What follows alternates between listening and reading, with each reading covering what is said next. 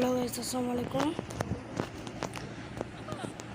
আজকে আমি কাস্টম খেলতেছি। আমার এক ছোট ভাই আমাকে কাস্টমে চ্যালেঞ্জ দিছে, বলছে কি কাস্টম না হারিয়ে দিবে। আমি সেটা শুনে আমার মাথা ঠিক নেই।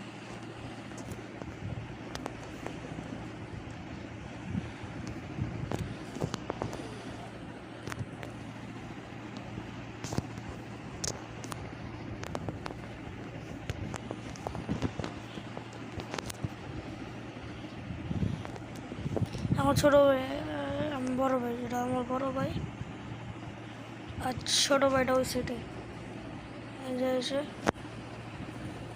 6 রান করে নিচ্ছে আমাকে